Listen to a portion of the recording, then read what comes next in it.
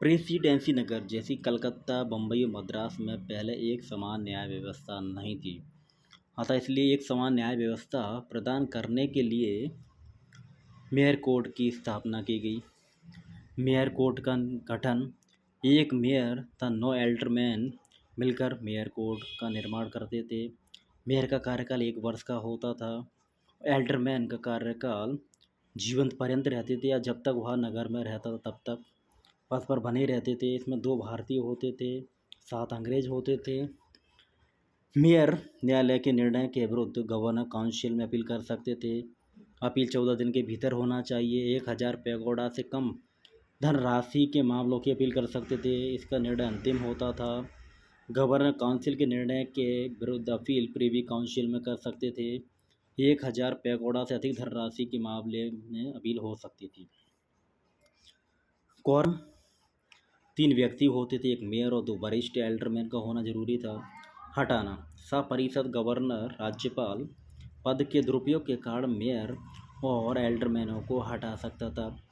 अधिकारिता mayor court की अधिकारिता, इसमें दीवानी मामलों की अपील हो सकती थी, वसीयत संबंधी मामलों की अपील कर सकते थे हम। फौजदारी अधिकार की अपील इसमें नहीं होती थी।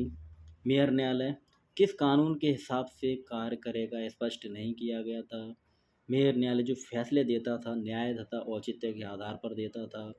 यह अंग्रेजी विधि से इसका अर्थ लगाया जाता था। मेयर न्यायालय का अभिलेख न्यायालय होता था। अपनी मानहानि के लिए दंडित भी कर सकता था। मेयर न्यायालय की त्रुटियां। मेयर न्यायालय और गवर्नर काउंसिल के बीच संघर्ष। मेयर न्यायालय स्वतंत्र थे। गवर्नर काउंसिल का इस पर कोई नियंत्रण नहीं था। नंबर 2, मेयर न्यायालय के न्यायाधीश में कानूनी ज्ञान का अभाव था। वे व्यापारी थे या व्यवसाय करते थे। अंग्रेजी कानून का ज्ञान नहीं था, इसलिए न्यायिक हितों को नुकसान पहुंच रहा था। भारतीयों का प्रतिनिधित्व ना होना। भारतीयों को एल्डरमैन तो बन सकते थे लेकिन उनको मेयर के पद पर नियुक्त नहीं हो सकते थे, इसलिए उनमें असंतोष उत्पन्न हो रहा था। भारतीय भावना परंपराओं को अनादर किया जा रहा था। कोई वैकल्पिक न्याय व्यवस्था स्थापित नहीं की गई थी।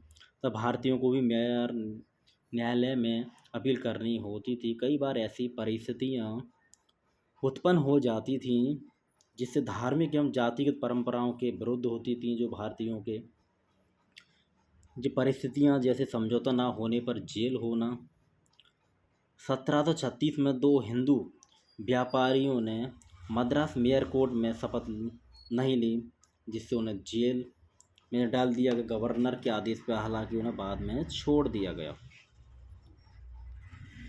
मेयर न्यायालय के दोषों को दूर करने के लिए 1753 के चार्टर की भूमिका। 1726 में जहां मेयर न्यायालय गवर्नर काउंसिल के अधीन नहीं होता था, एल्डरमैन का निर्वाचन होता था, मेयर एल्डरमैन नियुक्त करते थे। वहीं यह परिवर्तन 1753 में मेयर न्यायालय गवर्नर काउंसिल के अधीन होता था।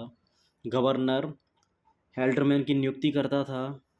मेयर की नियुक्ति गवर्नर के द्वारा की जाती थी, लेकिन तत्कालीन मेयर और एल्डरमैन 2 व्यक्तियों के नाम गवर्नर को देते थे। उन्हीं को मेयर के रूप में नियुक्त किया जाता था। पहले भारतीयों के मुकदमे सुनते थे मेयर कोर्ट, लेकिन अब भारतीयों के मामले सुनने का कोई अधिकार उनके पास नहीं था। यदि दोनों पक्ष स्वयं अपनी इच्छा से सहमत है तो अपील कर सकते थे, उनके मामले की सुनवाई हो सकती थी। पहले न्यायाधीश को हटाने का अधिकार था गवर्नर के पास, अब भी यह अधिकार कायम था। मेयर कोर्ट मेयर के विरुद्ध मुकदमा नहीं सुन सकता था पहले, लेकिन अब मेयर कोर्ट मेयर के विरुद्ध भी मुकदमे की सुनवाई कर सकता था। भारतीयों को उनके अधिकार क्षेत्र में पहले छूट नहीं थी, लेकिन भारतीयों को उनके अधिकार क्षेत्र में छूट प्रदान की गई।